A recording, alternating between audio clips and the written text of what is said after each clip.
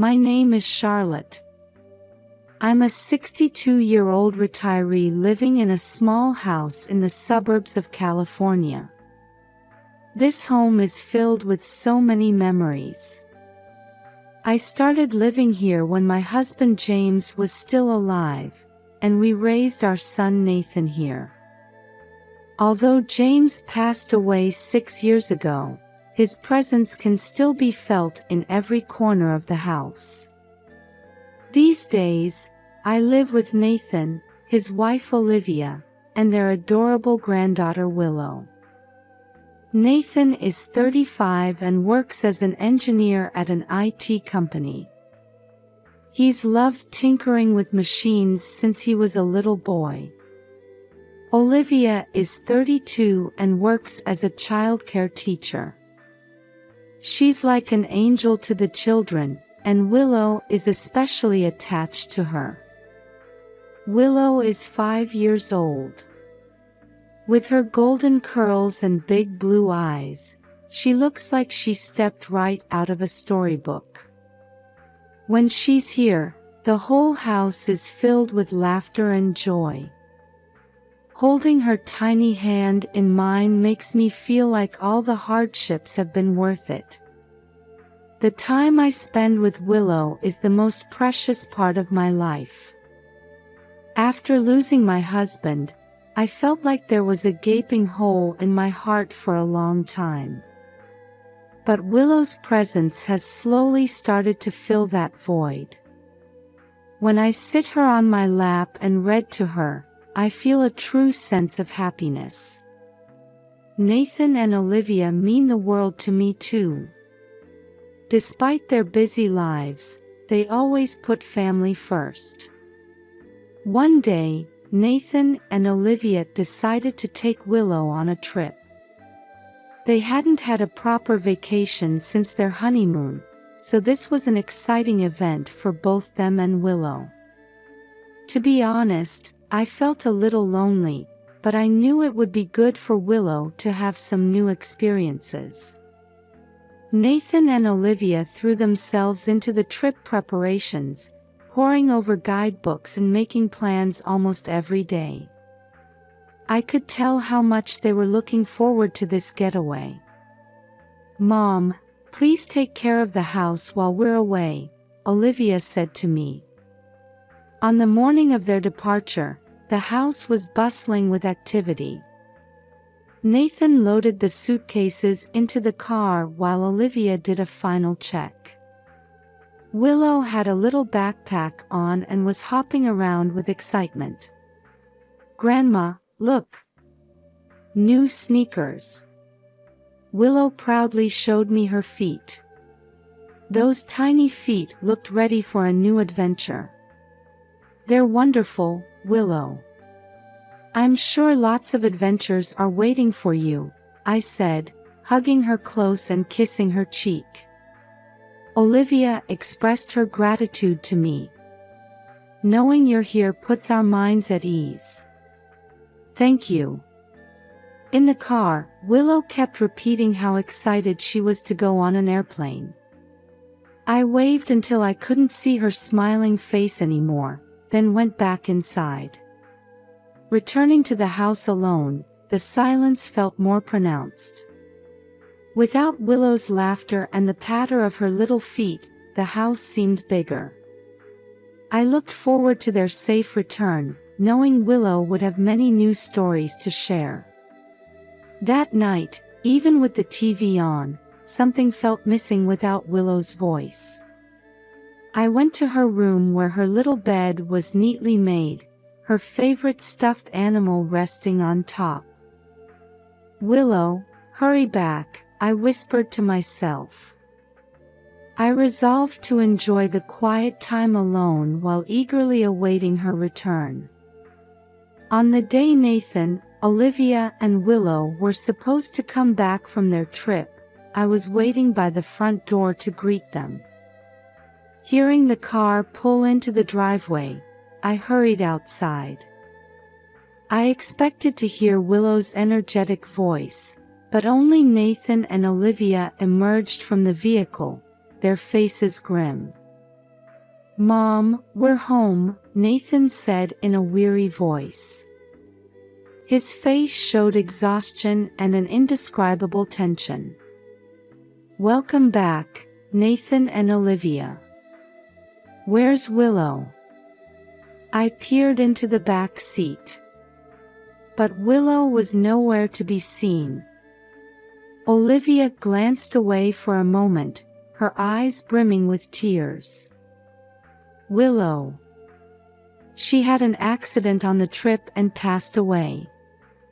The instant those words reached my ears, time seemed to stop. My mind went blank and I was at a loss for words. "What? That can't be. I don't believe it. How?" I stood there in shock.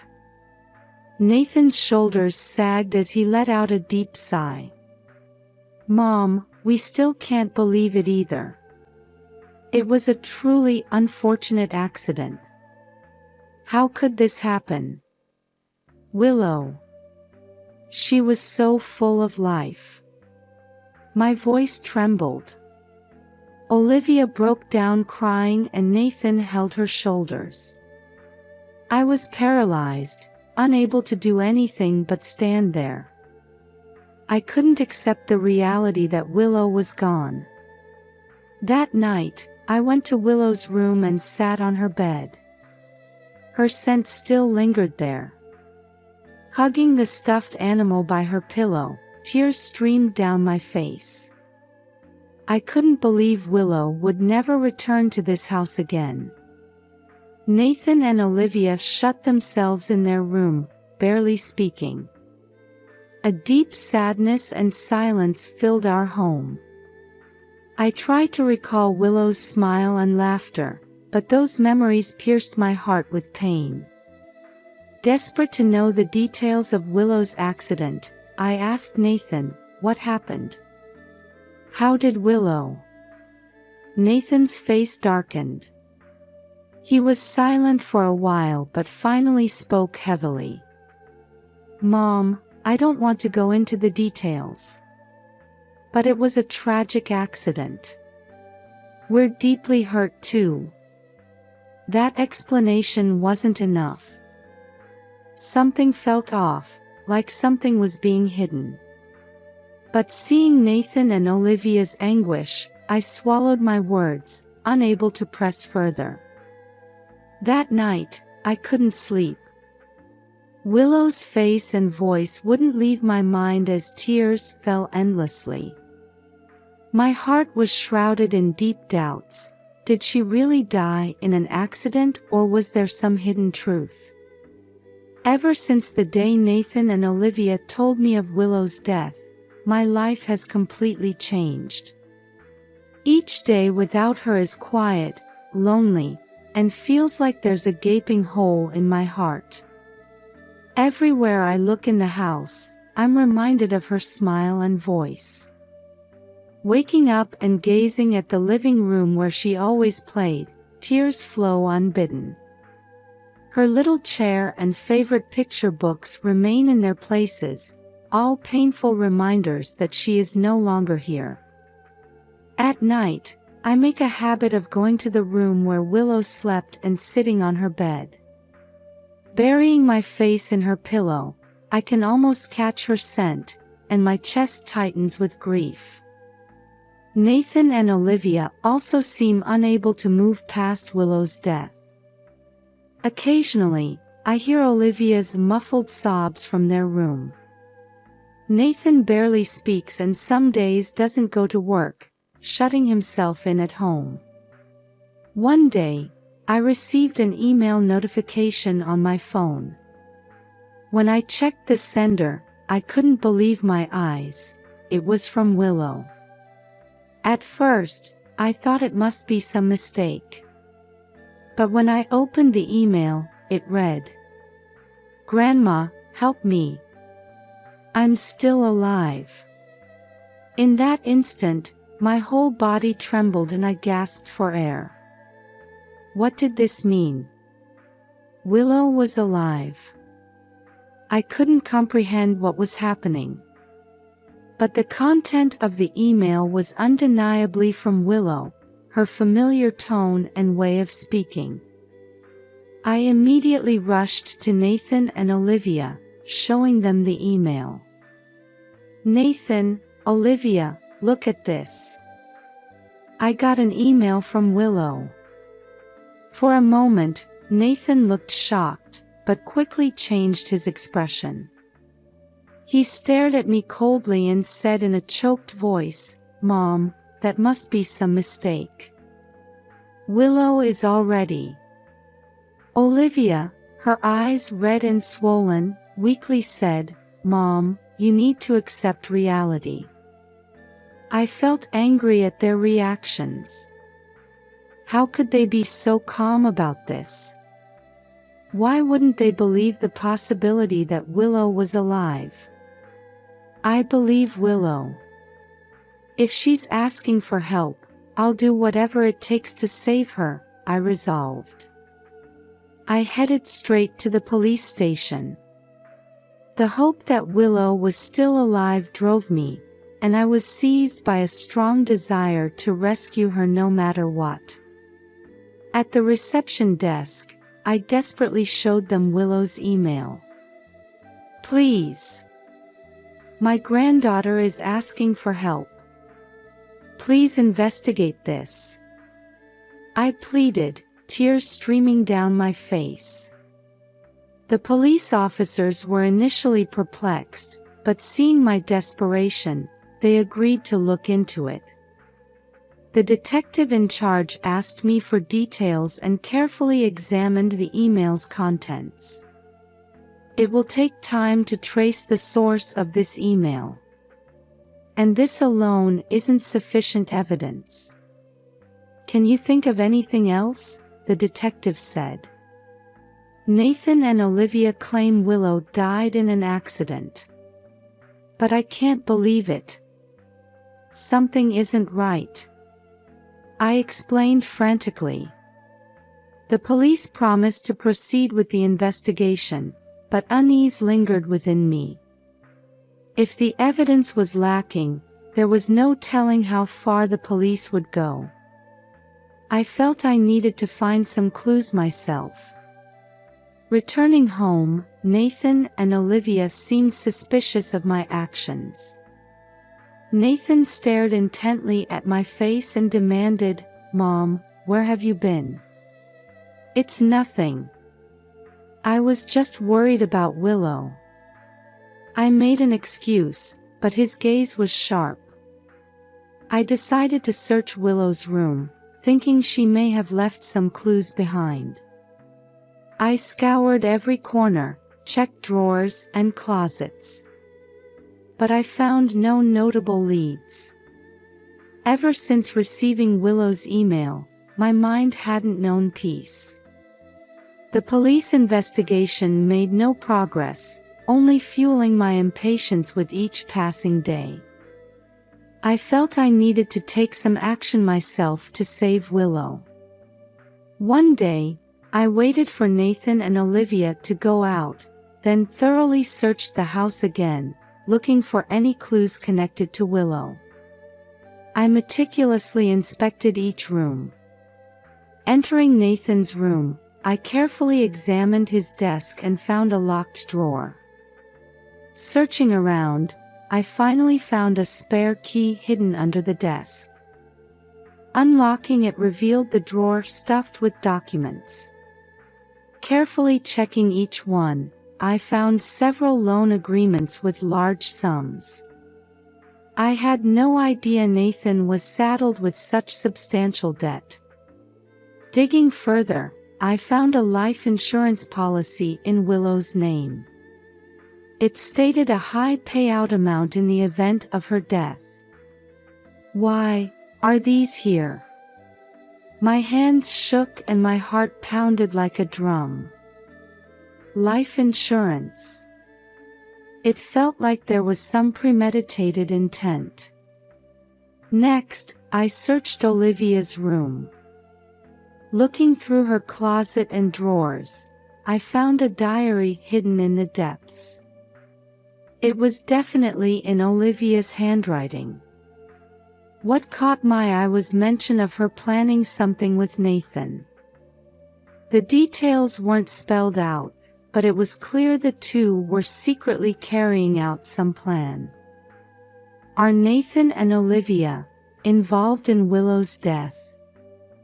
Suspicions swirled in my mind. I was certain they were hiding something. But this alone wasn't decisive proof. I contacted the police again, showing them the newly discovered documents and parts of the diary. The police showed interest, saying this could advance the investigation, but I still felt it wasn't enough. I have no choice but to keep investigating myself, I resolved in my heart. To save Willow, I needed to find more solid evidence. Mustering my tired body, I decided to continue my search the next day. The following day, I secretly observed Nathan and Olivia's behavior, trying to glean clues from their conversations and demeanor. But they seemed on guard, perhaps realizing I was on to them. Still, I persisted, carefully watching what they did and where they went. At one point, I overheard Nathan on the phone with someone. His voice was low, his tone suggesting he was concealing something. "It's fine, we'll proceed as planned. The insurance paperwork is going smoothly," he said. Those words sent a chill down my spine. As much as I wanted to believe Willow was alive, there was no doubt Nathan and Olivia were carrying out some horrifying scheme. As I continued searching for leads on Willow, my life was completely upended. The once peaceful days spent with family had turned into days filled with suspicion and dread. I was doing everything in my power to uncover the truth, believing Willow was alive, but those actions incurred Nathan and Olivia's wrath. One morning, I discovered all my car tires had been slashed. It was clearly done intentionally. Nearby was a note saying, "Stop snooping around." I intuited it was Nathan and Olivia's doing, but lacking evidence, I couldn't directly confront them. Even so, I didn't give up. To get clues about Willow, I asked around her friends and neighbors, trying to confirm if she had seemed anxious at all or if anything unusual happened before the trip. But no concrete leads emerged. Then one day, I found a suspicious letter in my mailbox at home. Inside was a threatening message: "If you keep making a fuss, there's no telling what will happen to you next." For a moment I faltered, but I couldn't back down from saving Willow. That night, Nathan and Olivia barged into my room. Nathan stared at me coldly and said, his anger evident, "Mom, enough already. Because of you, we could lose everything." "Nathan, Willow is alive. Why won't you admit it?" I pleaded desperately. Olivia said, "You're mentally ill. Willow is gone. Stop tormenting us any further." Their attitudes were cruel, and my heart felt torn to shreds. But I believed in Willow. As long as she was asking for help, I would never give up. I contacted the police again, reporting the threatening letter. The police gradually started taking my pleas seriously. The detectives began monitoring Nathan and Olivia's actions and intensified the investigation. Meanwhile, I started to suspect Willow was being held captive somewhere. I began searching for possible locations. If Willow was hidden away, I believed there had to be clues. I watched the police investigation with a prayerful heart. Wishing for Willow's safety, I spoke to her in my mind. Willow, just hold on a little longer. I'll definitely come to save you. However, the police investigation was slow to make progress. So I decided to seek help from my friend Benjamin Smith, a former detective. Although retired, he had years of experience and sharp instincts. When I explained the situation, he immediately promised to help. Charlotte, this could get quite dangerous. But let's do everything we can for Willow, Benjamin said.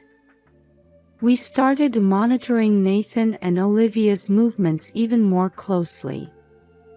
With Benjamin's help, we identified places they frequented and investigated the surrounding areas. Finally, we found an abandoned factory where Willow was likely being held. This is it. Willow might be inside, Benjamin said. We decided to check the factory ourselves before notifying the police. Approaching under cover of night, we indeed heard a faint voice from inside. It was Willow's voice. My heart pounded fiercely, and tears welled up. Benjamin, Willow is here, I said, unable to contain my excitement. Let's proceed carefully, Charlotte, Benjamin calmly replied. We snuck in through the factory's back door and cautiously advanced. Moving down a dark hallway, we spotted Willow in the distance. She was sitting in a small room, looking frightened. At that moment, Nathan and Olivia appeared before us, their faces a mix of anger and fear. Nathan shouted, "Mom, what are you doing here?" "I came to save Willow." "Why did you do this?" I demanded, my voice shaking. "Don't interfere anymore." Olivia glared at me. Benjamin calmly intervened, saying, "It's over. The police will be here soon. Don't resist." But Nathan and Olivia showed no signs of giving up and attacked us. A fierce struggle ensued. Benjamin also fought desperately to subdue them. "Willow, run!" I shouted, trying to guide her to safety. Willow, confused and crying, followed my instructions and started running. Hearing her little footsteps fading amid the sounds of our struggle, I felt a small measure of relief. With Benjamin's help, we managed to restrain Nathan and Olivia. Just then, police sirens could be heard. Benjamin had called them. Officers rushed to our aid. Nathan and Olivia were still resisting but were apprehended by the police. Nathan stared at me with fury-filled eyes and said, "Mom, why would you?" But I looked back at him calmly. "Nathan, what you did is unforgivable." "I don't know what you were thinking, but this is wrong," I replied with a resolute attitude. Olivia, tears streaming down her face, tried to make excuses, saying, "We just..." But the police arrested her and Nathan. Willow was safely rescued. Benjamin confirmed our safety and smiled with relief. "You did well, Charlotte. Willow is safe now," he said. "Thank you so much, Benjamin. I don't know what would have happened without you," I conveyed my gratitude. "Grandma, I was so scared." "Thank you for saving me," Willow said tearfully. Willow, it's all right now. We'll always be together from now on, I whispered gently to her. After safely rescuing Willow, I held her tight, feeling the warmth of her little body as tears flowed. I'm sorry, Willow. I couldn't find you sooner.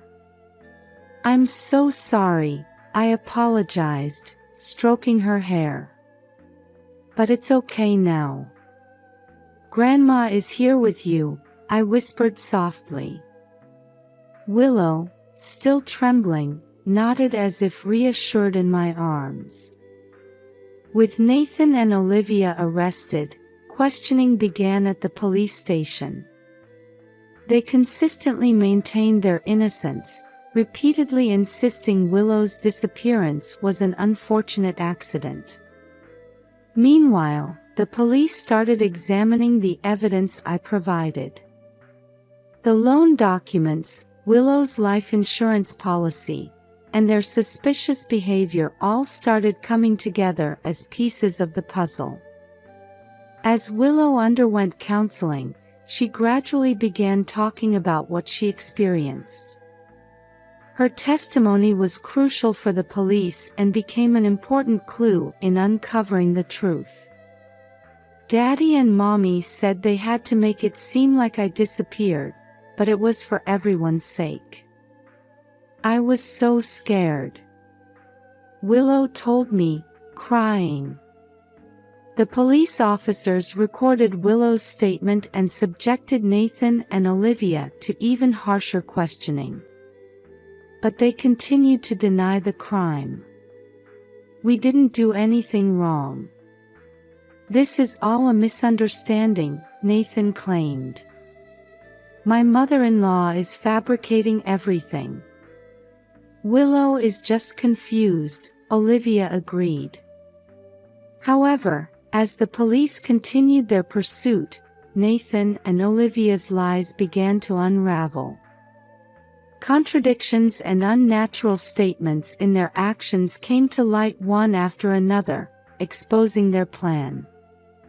In the end, their confessions revealed the whole truth. They had targeted Willow's life insurance money to pay off their debts, planning to hold her captive and fake her death. The plan ended in failure. Nathan and Olivia were formally indicted and would be tried in court. Many people gathered in the courtroom, and tension hung in the air. Taking the witness stand, Willow mustered her courage and spoke of her experience. If it weren't for Grandma, I don't know what would have happened to me. Daddy and Mommy hurt me, she said tearfully.